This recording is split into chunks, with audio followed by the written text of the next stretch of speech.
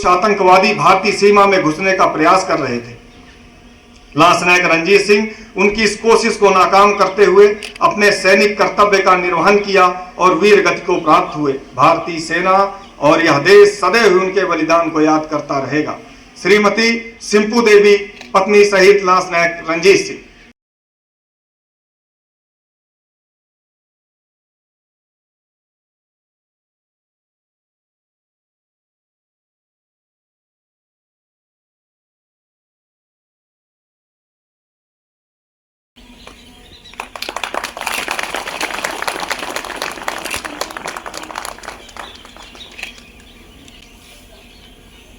सिपाही मोहम्मद खलील, आपकी parent unit 163 TA battalion थी।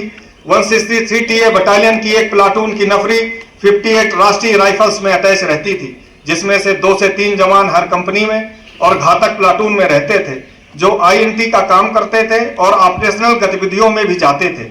सिपाही मोहम्मद खलील 58 राष्ट्रीय राइफल्स की F कंपनी में थे, जो कि स्थान मार्ग में थी।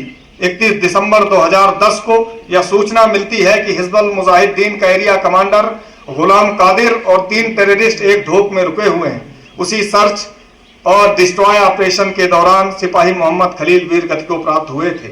यह देश और भारतीय सेना उनके बलिदान को सदैव याद करते रहेंगे और गौरवान्वित होते रहेंगे। श्रीमती जीनम बेगम, पत्नी शहीद सिपाही मोहम्मद खलील।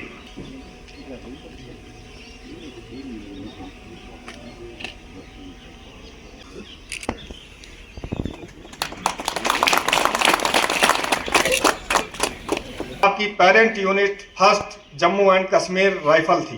1971 के भारत पाकिस्तान युद्ध में बैटल ऑफ गरीबपुर के संग्राम में 27 इंडिपेंडेंट इन्फेंट्री ब्रिगेड के अधीन 3 इन्फेंट्री की बटालियनें थे, जिसमें 9 मराठा लाई, 4 सिख और 1st Jammu and Kashmir rifle को अटैक करने का आदेश मिला था, जहां पर पाकिस्तानी सेना की 107 इन्फेंट्री ब्रिगेड ने डिफेंस लिया हुआ था।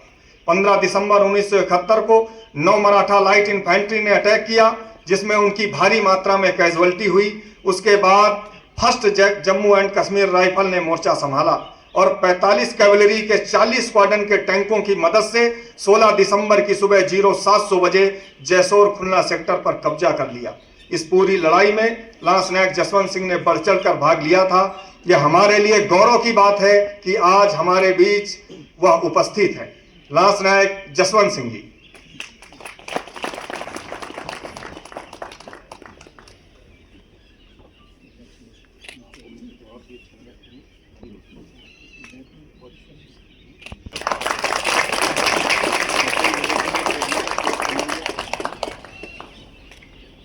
एंड कश्मीर लाइट इन्फेंट्री थी।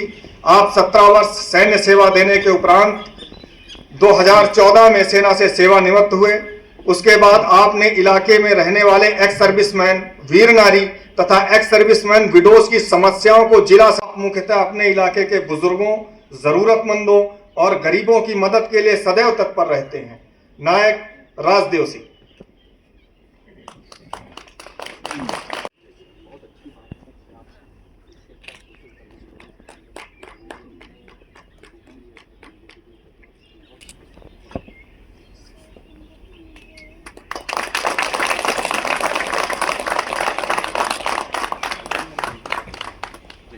और 2004 में साहब के बेटे का एक सड़क दुर्घटना में स्पाइनल कॉर्ड में दिक्कत हो गई थी।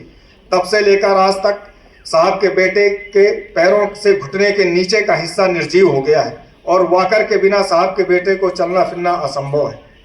अब मैं साहब से गुजारिश करता हूं, गुलाम मोहम्मद साहब से कि वो मंच पर आएँ और भारतीय सेना की तरफ से एक छोटी सी भेंट जो आपको दी जा रही उसे स्वीकार करें।